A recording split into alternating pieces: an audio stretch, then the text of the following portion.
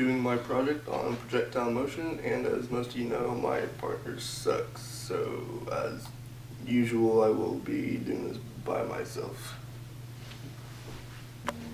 For projectile motion, there are a couple different equations to use. For the x, we have x is equal to velocity initial times time, and we have x is equal to velocity initial squared times sine 2 theta over gravity. In my demonstration here, I will be building a ramp, and I will jump it with my bike. We can find time in the video time. For gravity, it's 9.80 meters a second squared. We will be finding x in meters. And then with my velocity initial, I will be using a bike computer mounted to my bike to find kilometers an hour, which I will then put into meters a second.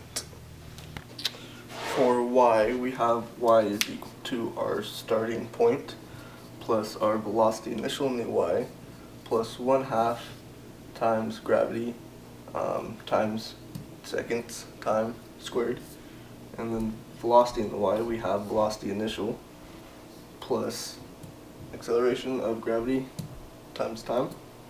And then we also have velocity in the y is equal to velocity initial in the y squared plus 2 times gravity times your y minus your y initial.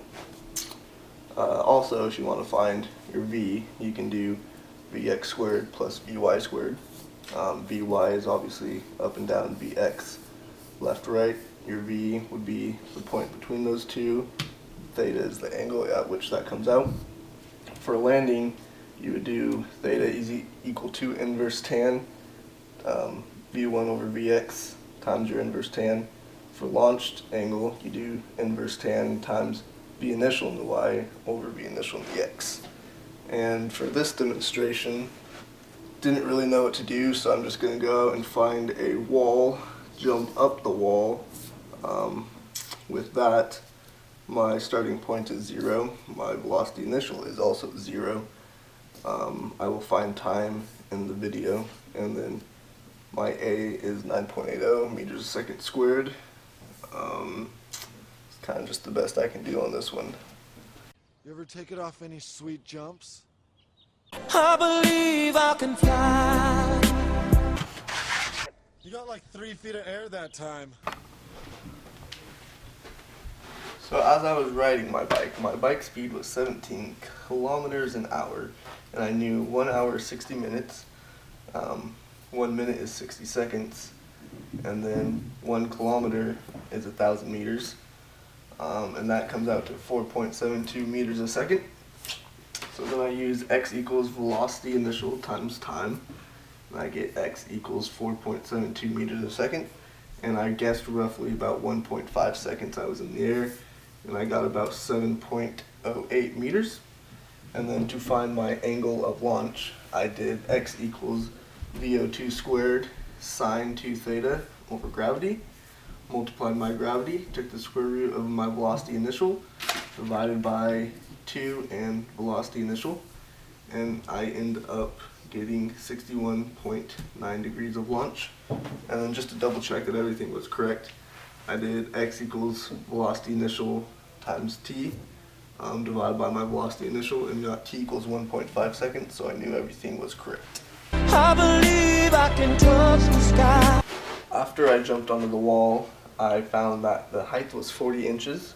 I knew 1 inch was equal to 2.54 centimeters, and then 100 centimeters equal 1 meter.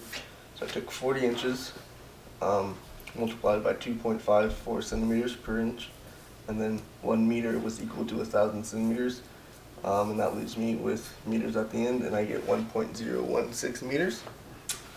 So then I came back over here with my our first y equation, and I want to find the time it took me to jump on the wall. So I set y equal to 1.016 meters, and it ends up equaling 4.9 meters a second, because you take half of 9.8 multiplied by t squared, divided by 4.9, took the square root to get my t by itself. T equals 0.4553563 seconds.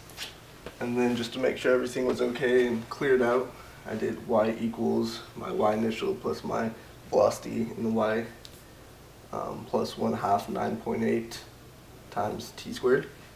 So you get y equals 4.9 times 0.455 squared, and you do end up with 1.016 meters. So everything ended up checking out right there.